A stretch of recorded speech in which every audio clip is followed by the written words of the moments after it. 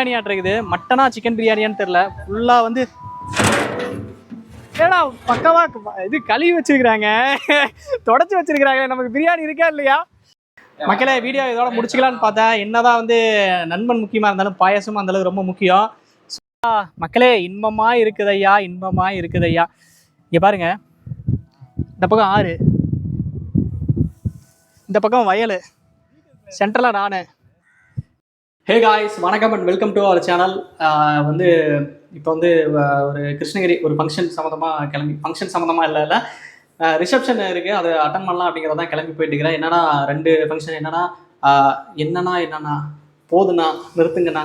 சரி, என்னன்னா ஐயோ அதே திரும்ப வருதே. ஸோ என்னன்னா போதும், தம்பி, அதாவது ஃப்ரெண்டோட தம்பி ரிசப்ஷன் ஒன்று, இன்னொன்று வந்து ஃப்ரெண்டோட ரிசப்ஷன் அப்படிங்கிற மாதிரி வந்து கிருஷ்ணகிரியில் ஒரே இடத்துல வந்து பக்கத்து கிலோமீட்டர் டிஸ்டன்ஸ்லேயே ஒரு 2 ஃபங்க்ஷன் நடக்குது. ஸோ அதான் போய் பார்க்கலாம், அதாவது இன்வைட் பண்ணியிருந்தாங்க, அங்கே போகலாம் அப்படிங்கிறத அந்த விளாகில் இருக்க போது. நம்மளுடைய சேனல் நீங்கள் புதுசுனா பார்க்கணும்னு சொல்லலாம், சப்ஸ்கிரைப் பண்ணிட்டு பாருங்கள். இன்றைக்கி வந்து ரொம்ப வழக்கத்துக்கு அதிகமாக வந்து வாய் பயங்கரமாக குளருது, என்னன்னு தெரில. ஸோ பார்க்கலாம். சரி, பைக்கை பார்க் பண்ணலாம் அப்படின்ட்டு வந்தால் ஃபுல்லாக எல்லாமே பயங்கரமாக பார்க் பண்ணி வச்சுக்கிறாங்க. எங்கே எந்த இடமுமே இல்லை. சரி, அப்படியே கடைசி வரையும் அப்படியே தள்ளிட்டு வருவோமே அப்படின்ட்டு கடைசியில் இந்த எண்டில் தான் பைக் நிறுத்தியிருக்கிறேன். பாவம், என்ன பக்கத்து ஒருத்தர் வண்டி நிறுத்தி வச்சிருக்கிறாரு, அவனுடைய நேம் போர்டெலாம் அடித்து உடச்சி வச்சுருக்கிறாங்க. வேறு வழியே இல்லாமல் பண்ணி வச்சுருக்கிறாங்க. வண்டி ஓனர் மட்டும் பார்த்தா மனசை விட்டுருவார். இப்போ பார்க்கிங் டிக்கெட் எதுக்கு காட்டுறேன் அப்படின்னா, அசால்ட்டுத்தனத்துலேயும் அசால்ட்டுத்தனம், அவ்வளோ அசால்ட்டுத்தனம். அதனால் வந்து அந்த பார்க்கிங் டிக்கெட்டை வந்து மிஸ் பண்ணிடுவேன் அப்படின்ட்டு அதை ஒரு ஃபோட்டோ எடுத்து வச்சுக்கலாம் அப்படிங்கிறதுக்காக எடுத்தேன். சரி, அதை வீடியோலேயும் ஷோவாக காட்டிடலாம் அப்படின்ட்டு தான் பார்த்துட்டு இருக்கிறீங்க. திருப்பத்தூர் கிளம்பி அடுத்தது போகணும். திருப்பத்தூருக்கு பஸ் இருக்குது, இல்லைன்னா வந்து ஷேர் ஆட்டோவும் இருக்குது. ஷேர் ஆட்டோ 20 ரூபா, பஸ்ஸுனா 10 ரூபா. இது கிடைக்கிறத அதை கிளம்பி போகலாம். மரம் இருக்கிறதுனுடைய அருமை இப்போ தான் தெரியுது. வெயில் இப்போ வந்து கிளைமேட் அப்படியே மாறிடுச்சு. இப்போ நான் பேச இப்போ நாற்று முன்னாடி வெயில் அதிகமாக இருந்தது, இப்போ வெயில் கம்மியாகிடுச்சு. என்னன்னா மரத்துக்கு அப்படியே குழுக்குழுன்னு செம்மையாக இருக்குது. வயிறு லைட்டாக பசி இருக்குது. திருப்பத்தூர் போயிட்டு அங்கே சாப்பிட்டு அதுக்கப்புறம் கிருஷ்ணகிரி பஸ் ஏறி அங்கேருந்து இன்னும் எவ்வளோ தூரம் அப்படிங்கிறது தெரியல. அதுக்கப்புறம் யாரையாவது ஃபோன் பண்ணி வர சொல்லணும், இல்லைன்னா என்ன ரூட்டுக்கு தெரிஞ்சுட்டு போனோம். ஏதோ ஃபங்க்ஷனால என்னமோ தெரியல, கூட்டம் செம்மையான கூட்டமாக இருக்குது. ஷேர் ஆட்டோ வந்துச்சுன்னா அதில் அதே கிளம்பி போய்க்கலாமான்னு தோணுது. இந்த ஷேர் ஆட்டோவில் வந்து சீட்டு ஃபுல்லாகி எப்போ வண்டி எடுப்பானுங்க, ஃபஸ்ட்டு வண்டி வரணுமே. ஆல்ரெடி ஒரு ஷேர் ஆட்டோ ஒன்று இருக்குது, ஆனால் வந்து அது ஆல்ரெடி வந்து ஃபுல்லாகிடுச்சு. ஒரு வழியாக அப்பா சாமிடே கிருஷ்ணகிரி பஸ்ஸை பிடிச்சி தபால்மேடு வந்தாச்சு பஸ் ஸ்டாப்பு. இங்கே ஃப்ரெண்டு வீடு இருக்குது, இங்கேருந்து அங்கே அப்படியே அவன் வீட்டுக்கு போயிட்டு பைக் எடுத்துக்கிட்டு அப்படியே மண்டபம் போகிறது தான். எனக்கு தெரிஞ்ச பசங்க நிறைய பேர் யாரும் வெள்ளையாட்டுறது. எப்பயுமே வந்து அவர் ஆர்கனைஸ் பண்ணி, அதாவது வந்து யாரெல்லாம் வராங்க அப்படிங்கிறத ஃபோன் காலில் பேசிட்டு தான் வருவான். இப்போ என்னடானா யாரையுமே கான்டாக்டே பண்ணல. 2-3 பேர் வரல அப்படின்னானுங்க. சரி, நமக்கும் ஒர்க் இருந்ததுனால யாரையும் கான்டாக்ட் பண்ணி பேசவும் இல்லை.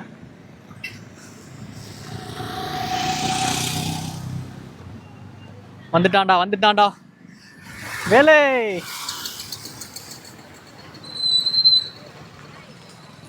வேலை மங்கமாக இருக்கிறப்போ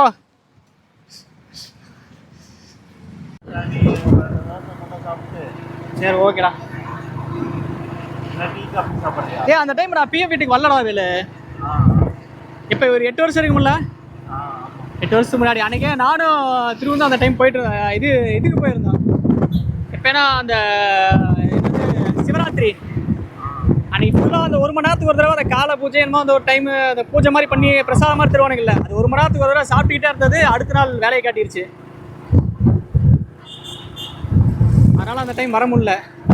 ஒரு 7-8 வருஷத்துக்கு முன்னாடி வந்து இப்போ ரிசப்ஷனுக்கு போகிற அவருடைய ஃப்ரெண்டோட வீட்டுக்கு கூப்பிட்டுருந்தாங்க. நிறைய எல்லா பசங்களும் எதில் ஒரு 10 பேர் போயிருப்பானுங்களா, அதான் ஒரு 10 பசங்க போயிருப்பானுங்க. அந்த டைம் நானும் போகிற மாதிரி இருந்துச்சு. என்னன்னா எனக்கும் நான் ஃப்ரெண்டு 2 பேரும் வருது. அன்றைக்கி முன்னாடி வந்து சிவராத்திரி. சரி, ஓகே, சிவராத்திரி ஒரு நைட்டு வைப்பு வேறு லெவலில் இருக்கும் அப்படின்ட்டு அன்றைக்கி நான் போயிருந்தோம். சரி, ஒவ்வொரு மணி நேரத்துக்கு அந்த பஞ்சாமிரதம், அந்த பொங்கல், இந்த மாதிரிலாம் கொடுப்பாங்க, டீ கொடுப்பாங்க, அந்த மாதிரிலாம் கொடுப்பாங்க. அது ஒவ்வொரு மணி நேரத்துக்கு சரி ஒவ்வொரு ரவுண்டு அடிக்கும் போது வந்து அடுத்த நாள் வந்து வேலையை கட்டிடுச்சு. ஸோ அந்த டைம் வந்து அங்கே போக முடியல. திரும்ப 7-8 வருஷம் கழிச்சு இப்போ தான் மறுபடியும் இப்போ கல்யாணத்துக்கு போகிறேன். அதாவது சும்மா நார்மலாக இன்வைட் பண்ணியிருந்தான், அந்த டைம் போக முடியல. இப்போ கல்யாணத்துக்கு அதான் கிளம்பி போயிட்டு இருக்கிறோம். ஃபஸ்ட்டு அங்கே பார்த்துட்டு அடுத்தது வந்து ஃப்ரெண்டோட தம்பி ஃபங்க்ஷன் ஒன்று இருக்குது. அது நம்ம இந்த பஸ்ஸில் வர வழியில் வந்து நான் பார்த்தேன். ஆனால் அது வேணா எங்கள் வீட்டுக்கு பக்கத்தில் தான். ஏடா வினோத் தம்பியினுடைய ஃபங்க்ஷனு. அதான் கைஸ் கரெக்டாக இங்கே ஃப்ரெண்டு வீட்டில் ஃப்ரெஷ்ஷப் ஆகிட்டு அப்படியே ஃபங்க்ஷனை கிளம்பி போயிட்டுக்கிறேன். இங்கே கிருஷ்ணகிரினாவே வந்து மாமரம் தான் ரொம்ப ஃபேமஸ், அதாவது மாம்பழம் தான் ரொம்ப ஃபேமஸ்ஸு. இந்த சேலம், கிருஷ்ணகிரி, தருமபுரி ஏரியாலாம் ஃபுல்லாக எல்லாமே மாமரமாக தான் இருக்குது, மாந்தோப்பு தான். வழி நடுக எனக்கு நிறுத்தி நிதானமாக அப்படியே பேசிதான் போகலான்னு பார்த்தேன். பட்டு யாராவது ஒருத்தர் வண்டி டிரைவ் பண்ணுற மாதிரி தான் நல்லாயிருக்கும். அப்படியே ஒரு சைடு வண்டி ஓட்டிகிட்டு அப்படியே பேசிட்டு வர்றதுனால கொஞ்சம் சிரமமாக இருக்குது. சாமினா ரோட்டு ஓரத்துலேயே மாங்காயெல்லாம் அப்படியே இருக்குது. எனக்கு டக்குன்னு ஞாபகத்துக்கு வரதெல்லாம் ஊரில் மாந்தோப்பு ஒன்று வச்சுருப்பாங்க. அதாவது மாந்தோப்பு ஒன்று இருந்துச்சு ஸ்கூல் படிக்கும்போது, ஹை ஸ்கூல் பக்கத்துலேயே. அப்போலாம் அந்த டைமில் வந்து சம்மர் லீவுங்கும் போது வந்து இந்த மாந்தோப்புக்குள்ள பூந்து பசங்க எல்லாம் மாம்பழத்தையுமே பறிச்சுட்டு வந்துடுவாங்க. ஸோ அதெல்லாம் ஞாபகத்துக்கு வருது. இந்த மாதிரிலாம் வந்து ஊரில் இருந்ததுன்னா இந்த காயெல்லாம் இருக்குமானே தெரில. சரி, எவ்வளோ தான் பொறிச்சிட முடியும் காய்? ஏதோ ஒரு 10 மரம் இருந்தால் பரவாயில்ல. ஃபுல்லாகவே வந்து மாமரமாக இருந்தால். கரெக்டாக வர வழியில் ஒரு செம்மையான ஒரு ஸ்பாட் ஒன்று பார்த்தேன். இதை நான் காட்டுன்னு நினச்சேன். நான் இப்போ ஒருத்தர் மட்டும் தனியாக பைக்கில் வரதுனால, அவங்க முன்னாடி அவங்க போயிட்டு இருக்கிறாங்க, 2 பேரும் ஃபேமிலியாக போகிறதுனால அவங்க போயிட்டு இருக்கிறாங்க. இப்போ எனக்கு ஒரு பைக் கொடுத்துட்டாங்க. வர வழியில் ஒரு செம்மையான ஒரு ஸ்பாட் ஒன்று பார்த்தேன். சரி, அதை அப்படியே நிறுத்திட்டு காட்டலாம் அப்படின்னு நினச்சேன். பேக் கேமராவில் காட்டுறேன். டடன் டடன் டடன். அதாவது வந்து தண்ணி இல்லாத போதே வந்து இவ்வளோ அருமையாக இருக்குது. அதாவது பச்சை பசேல்னு அவ்வளோ சூப்பராக இருக்குது பாருங்கள். 2 பக்கமே வந்து தென்னை மரம். இந்த 2 சைடு கேமரா குவாலிட்டி இல்லாதனால எனக்கு கரெக்டாக என்னால் காட்ட முடியல. தென்னை மரம் சைடில் அப்படியே சென்டரில் வந்து தண்ணி போகுது. ஆறு தான் நினைக்கிறேன். ஆறு மாதிரி நினைக்கிறேன்லாம் இல்லை, ஆறு தான்.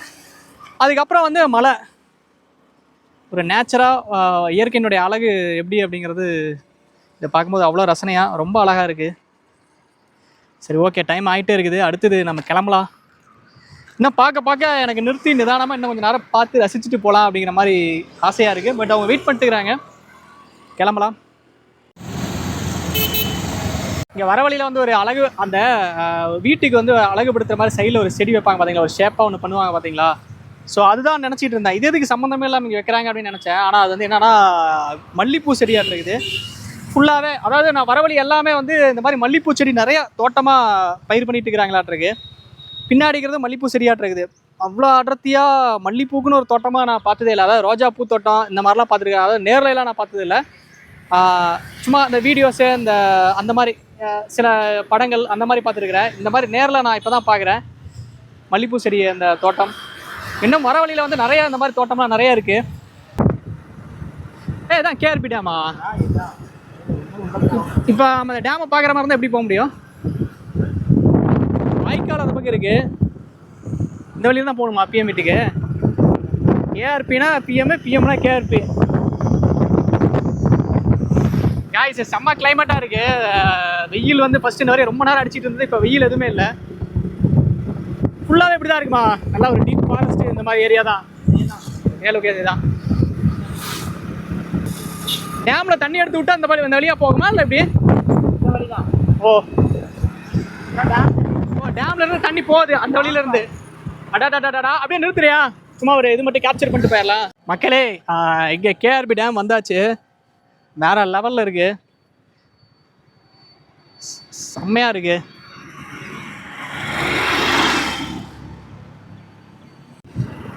ஃபஸ்ட்டு வந்து அதனுடைய ஃப்ரண்ட் சைடு வியூ பார்த்துட்டு இருந்தேன். இப்போ வந்து பேக் சைடு வியூவா? ஏடாச்சும் தண்ணி அந்த சைட்லேருந்து வர மாட்டேருக்கு. இதுதான் நீர்த்தேக்கம். இந்த இதுதான் இந்த இது இருக்குல்ல, மல்லிகைப்பூ செடியானோ. நான் இது என்ன செடிங்கிறது எனக்கு தெரியலடா. இந்த இது இருக்குல்ல, இது மல்லிகைப்பூ செடிங்கிறது எனக்கு தெரியல. சரி, என்னடா அது செடி இதுங்கிறத மாதிரி கேட்டு பார்த்ததுக்கப்புறம் தான் சொன்னாங்க மல்லிகைப்பூ செடி அப்படின்னு. ஃபுல்லாகவே இந்த அளவுக்கு இந்த சைடு எல்லாமே வந்து மல்லிகைப்பூ செடி நிறையா இருக்குது. தோட்டம் நிறையா போட்டிருக்கிறாங்கண்ணே மல்லிகைப்பூக்குன்னு.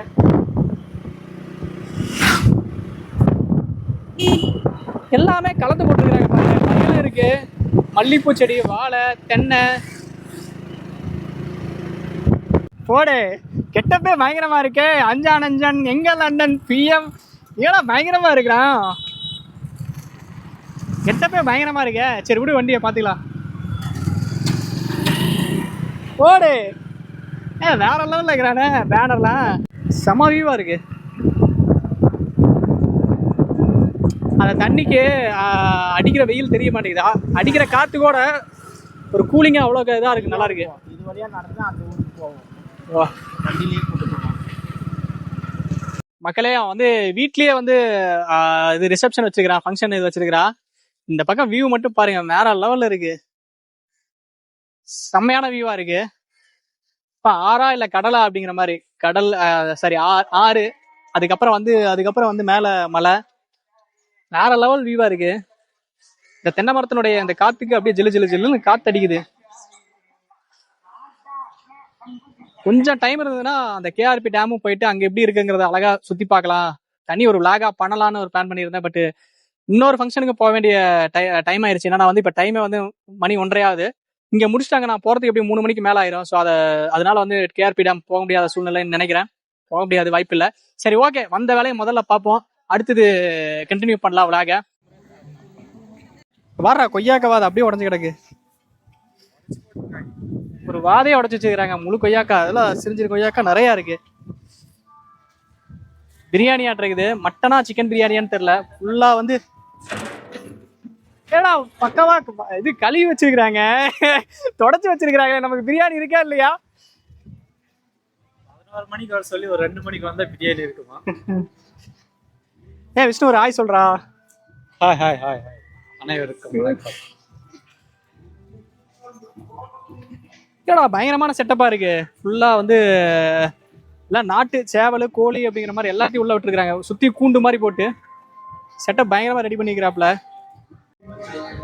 ஏடா தச்சு அது என்ன, இந்த கோழிக்குன்னு சரி கூண்டு மாதிரி எல்லாம் பண்ணியிருக்கிறாங்க, அது என்ன இத்தனை மரம் வச்சுக்கிறாங்க பக்கத்து பக்கத்துல? இவங்க வச்சதா இல்ல இந்த மரம் எல்லாம் வந்து ஆல்ரெடி அப்படியே வந்ததா? ஆட்டுக்காகவா? ஓ, இது ஆட்டையும் அடைச்சு வச்சிருவாங்க உள்ள. ஆடு தலை போட்டது இவங்க கம்பெனி போட்டு கோடி விட்டுறாங்க. ஓ, இந்த தலை வந்து ஆடு சாப்பிடுறதுக்குனே போட்டது. அதான் ஆடு. ஆமா ஆமா, இது பயங்கர டேஸ்டா. அந்த ஆடுனாவே அதுக்கு ஒரு தனி ஃபேவரட் இல்லை, நமக்கு எப்படி பிரியாணி அந்த மாதிரி.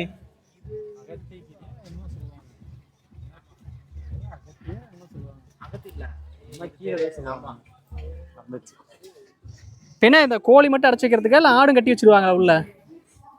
ஆடு வந்து தலைக்கு ஆடு, இந்த இலையில வந்து ஆடு ஏற்றி சாப்பிடுவாங்க. ஓ, இவங்க இடமே கிடையாது. அப்ப நம்ம வேற இடத்துல பேச்சுவார்த்தை கிடையாது. சிறப்பு. மொத்தம் நம்ம வந்து பங்காளி சண்டையை உண்டு பண்றதுக்காகவே வந்திருக்கிறேன்னு நினைக்கிறேன் எனக்கு தெரிஞ்சு.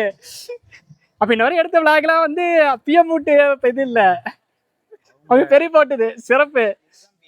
ஓ, அந்த வீடு தான் இது. அப்பயே பிரிஞ்சிட்டாங்க. அதான் இடத்துல இருந்து நம்ம பேசும்போது இப்போ திருப்பி பிரிஞ்சதை இன்னும் பிரிஞ்சிடாக்கு சரி.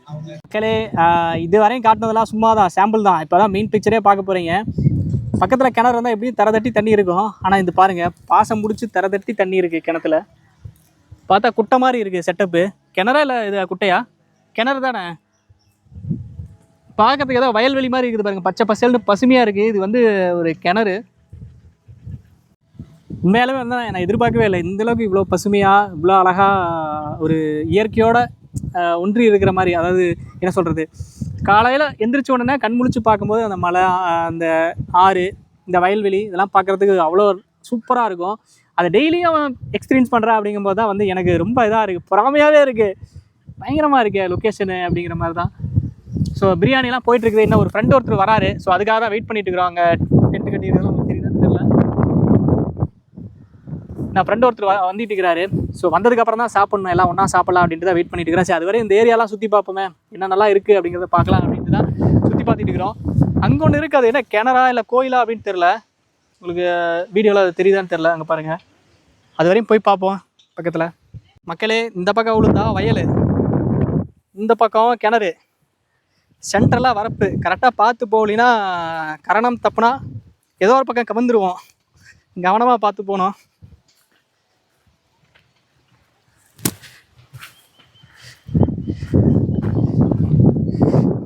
வேற லெவல்ரா டே எப்பா, செம்ம அல்டிமேட்டாக இருக்குது. அவ்வளோ நேச்சராக இருக்குது பாருங்க. அப்படியே பக்கத்தில் இன்னும் கொஞ்சம் தூரம் வரப்போ கொஞ்சம் தாண்டி போனோம்னாவே, கிராஸ் பண்ணி போனோம்னாவே கடல் மாதிரி அப்படியே காட்சி அளிக்குது ஆறு. ஏன் பார்த்து வரதா? ஓ,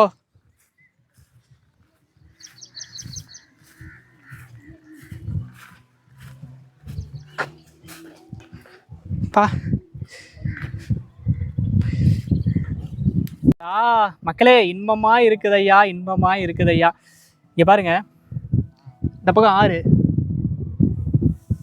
இந்த பக்கம் வயல், சென்ட்ரலாக நான் கரெக்டாக நமக்குனே ஒரு செட்டப் பண்ணி வச்சுருக்கிறாங்க.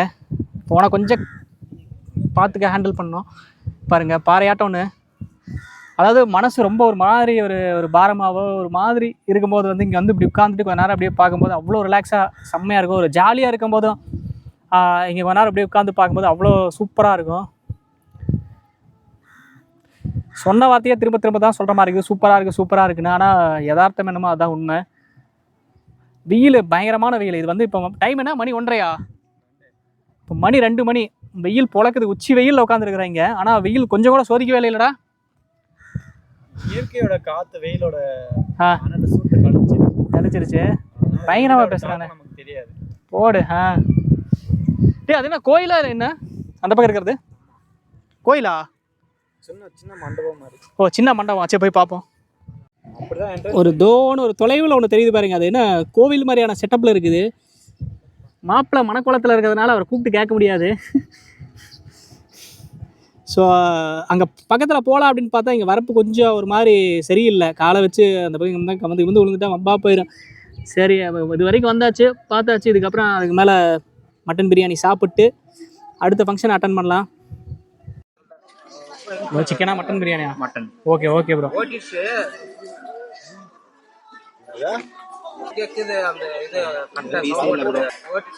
நெக்ஸ்ட் வந்து மீன் ரோஸ்ட் ஒன்று. வரே வா.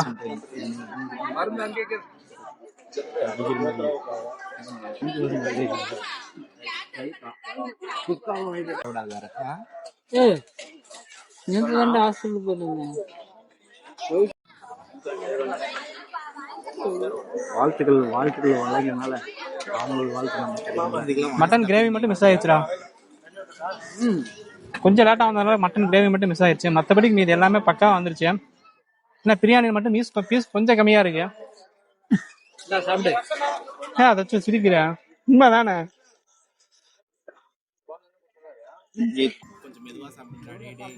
இல்லை பொறுமையாக தான் சாப்பிடுவோம், ஒன்றும் அவ்வளோ வேகமாலாம் சாப்பிட மாட்டோம். ஆனால் பிரியாணி பயங்கரமாக வேற லெவலில் இருக்கு. ஆனால் ஃபுட்டு சம்மந்தமாக ரிவ்யூ பண்ணதே இல்லை. சுமாராக இருந்தாலும் சூப்பராக இருக்குன்னு சொல்லுவான். இது சூப்பராகவே இருக்கு உண்மையாலுமே. வழியில் அந்த மல்லி தோட்டமாக இருந்ததுனால மல்லிப்பூ எல்லாமே வந்து விட்டிகிட்டு இருந்தாங்க. ஸோ உங்களுடைய வாழ்வாதாரத்துக்கு ஏதோ ஒரு பார்ட் டைம் மாட்டு இருக்குது. 2வது ஃபங்க்ஷனு ரொம்ப டைம் ஆயிடுச்சு. மணி வந்து 4:30க்கு மேலே ஆயிடுச்சு. மண்டபத்தில் யாருமே இல்லை. எனக்கு தெரிஞ்சு நாங்கள் 4 பேர் தான் இருப்போம். ரொம்ப ரொம்ப க்ளோஸ்டாக இருக்கிற ரிலேட்டிவ் மட்டும் மண்டபத்தில் இருப்பாங்களாட்டிருக்கு. எனக்கு தெரிஞ்சு கேமராமேன் போயிருப்பார். ஸ்டேஜை வந்து பிரிச்சுட்டு இருப்பாங்கன்னு நினைக்கிறேன். மாப்பிள்ளை இருக்கிறாங்களா இல்லை கிளம்பிட்டாங்களான்னு தெரில. சாப்பாடெல்லாம் வந்து எல்லாம் வண்டியில் ஏற்றிட்டு இருக்கிறாங்க. நான் ரொம்ப டிலே ஆயிடுச்சு. நல்ல வேலை இன்னும் யாரும் போகலை, ஓரளவுக்கு இருக்கிறாங்க. மாப்பிள்ளை ஸ்டேஜில் இருக்கிறாப்புல. சரி, பார்த்துட்டு பேசிட்டு அப்படி கொஞ்சம் ஃபோட்டோ எடுத்துகிட்டு பார்க்கலாம்.